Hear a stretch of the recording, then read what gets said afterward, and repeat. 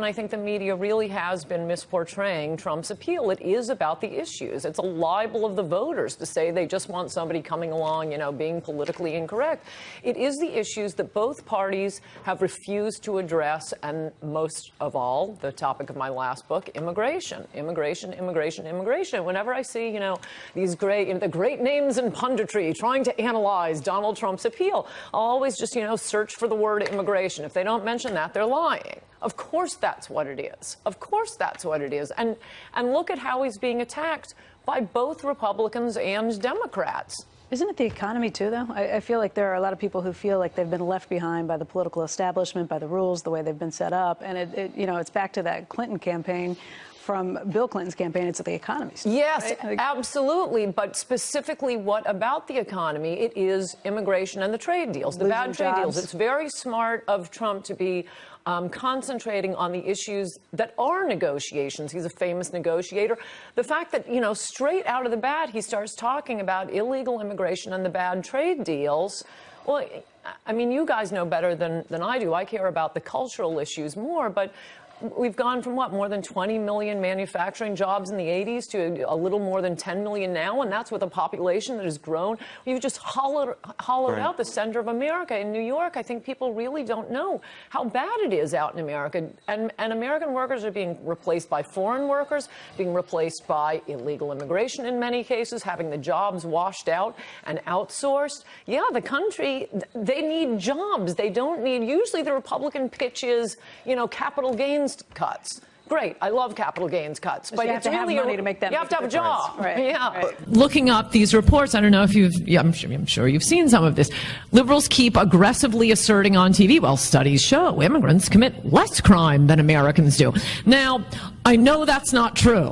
What I don't know is how they're lying. So I wanted to know, and I try to get the reports. Well, first of all, you ought to be suspicious that one of the arguments they're making is, well, New York City has a lot of immigrants, and I don't see a lot of crime here. That's not a study. That's not science. It's retarded. And, Geraldo was making that argument with me, and Geraldo is not a stupid man, so the facts must not be very good. But anyway, I try looking for the studies, and I put in, sometimes you'd get a reference to the name of a researcher, and then I was looking on Nexus to try to see where are these studies, can I see what they're saying? And you'll get a professor from such and such a university, well, I just did a study, and it turns out first-generation immigrants commit far less crime than Americans. But they're all hidden. I'd track down the study. They're all hidden behind paywalls. And, I'm already paying for Scribd, for Nexus, for a billion different services. So first I wasted 2 hours thinking, come on, you're not going to make me pay $50 for this crap-ass study. But, yeah, I had to keep paying $50 just so I could skim down, find out what the lie is, which is what I'm probably going to tell you all about in my column this week, but I'll tell you right now. They are not looking at Americans. They are looking at criminal Americans. Yep. I mean, they have different ways of doing it, but one guy, and the big headline, and he's being quoted in the Dallas Morning News and the New York Times, well, my study showed first-generation immigrants, far less crime than Americans, than native-born Americans. So then you see what he looked at. He's looking at the trajectory, as he says. So the base population were juvenile offenders. So this is someone who has already been convicted of a crime, which he admits, well, my base study began with 45% blacks, 33% Hispanics, and 15% whites. That's not a cross-section of America. That's a cross-section of our criminal population. The other ones will, pick a city at random and look at the native-born Americans versus immigrants. Let's take Detroit. What? Wait, I'm sorry. Do you think I'm not going to point out that the black underclass has a very high crime rate? Because I'm going to point it out. No, I'm thinking we want immigrants to have, to not just beat the black crime rate. I want them beating the Norwegian crime rate. I mean, why should I'm skipping all past this, all lies. I'm skipping past this to get to the point. Why are any criminals coming in? No, we have our own criminals. We don't need more. Because, again, the topic sentence on any discussion about immigration, it is a government policy like any other. It ought to be used to benefit the people here. If you are bringing in one child molester, one drunk driver, one person who needs government services or English language lessons that are going to have to be paid for by the taxpayers, that is not helping the people already here. I mean, there's ones they keep talking about, the hardworking ones that don't commit crimes, and, they're working so hard and supporting their family of four and sending half of their $8 an hour salary home, and, that's fantastic. They're very admirable. But how does it help America? No, it doesn't. They're using schools and services and hospitals and medical services and the housing aid, and they're sending, immigrants to America, both legal and illegal, are sending $20 billion back to Mexico every year. That's funding Carlos Slim, who saved the New York Times from bankruptcy, another chapter in my book. Carlos Slim makes money off of immigration, especially illegal immigration, to the United States. $20 billion, that is a cost of immigration you will never be told about. $20 billion being sucked out of the American economy. That is money that will never be used to buy an American product, to hire an American worker, to purchase an American house, or tip an American, busboy.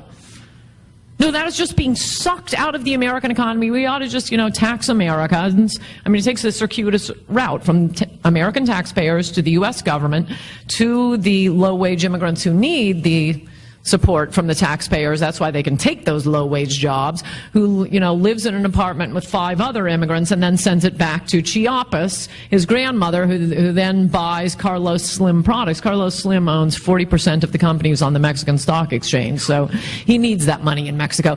They then buy a Carlos Slim product, and it goes in. I support the victims of crime.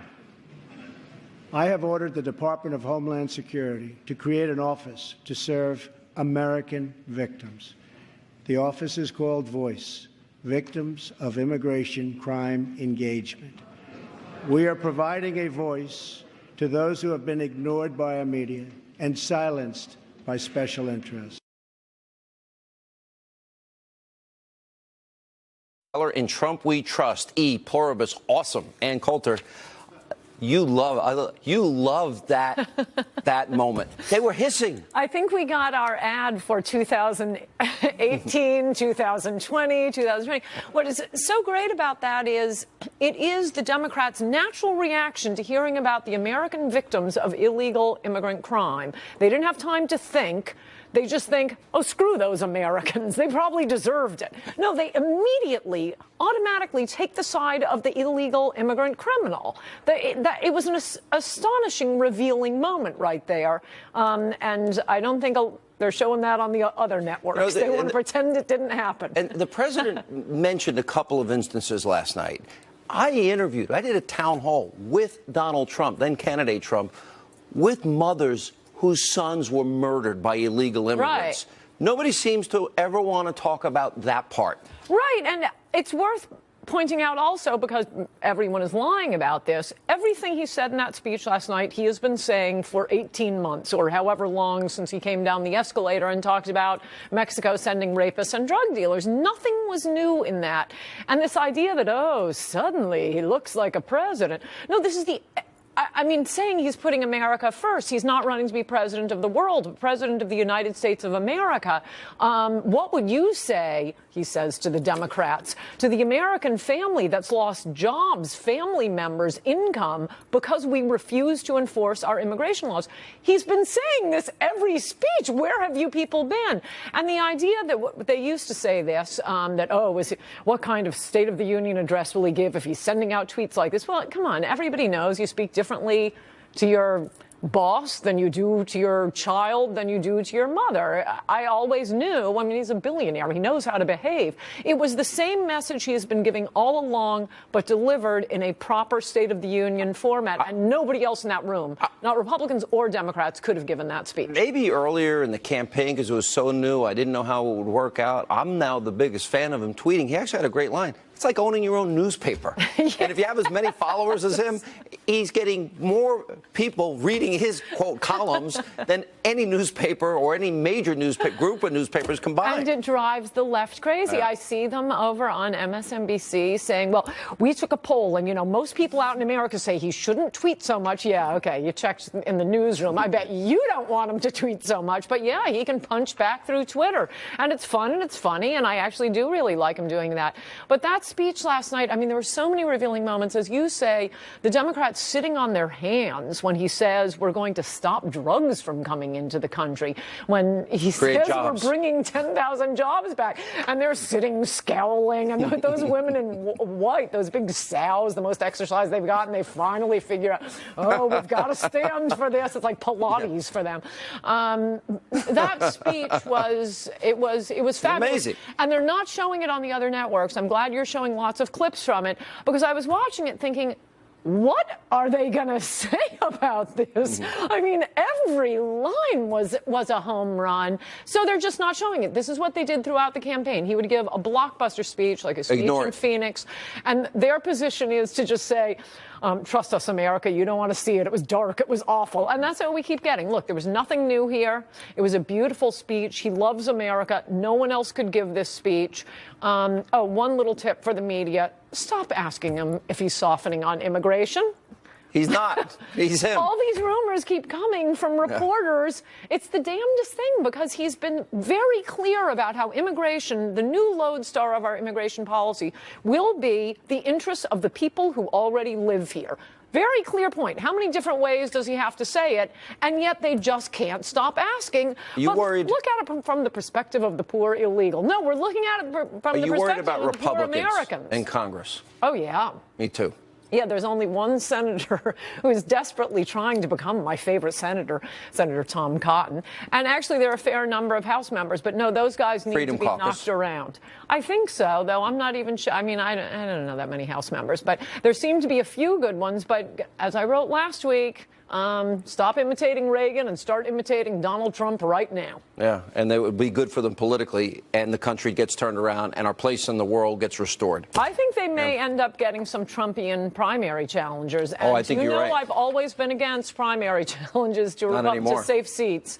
No, I think we might want to open it up if they don't step up. Yeah. All right. Ann Coulter, good to see you. Thank you. Good to see you. Up next, President Trump reached across the aisle numerous times last night as the Democrats work with Republicans on behalf of you, the American people. Will they stop being obstructionists? Don't hold your breath. Larry Elder, Ari Fleischer, Anthony Scaramucci will join us, and also later tonight. That's why she's there, as a sort of a FU to the people who are criticizing him for this. Liberals lashing out at President Trump. Why? For honoring the widow of a fallen Navy SEAL. It doesn't get any lower than this. We'll have that and more straight ahead. It's going to get worse every day in the media. And here's why. But by the way, the internal logic makes sense. They're corporatist, globalist media that are adamantly opposed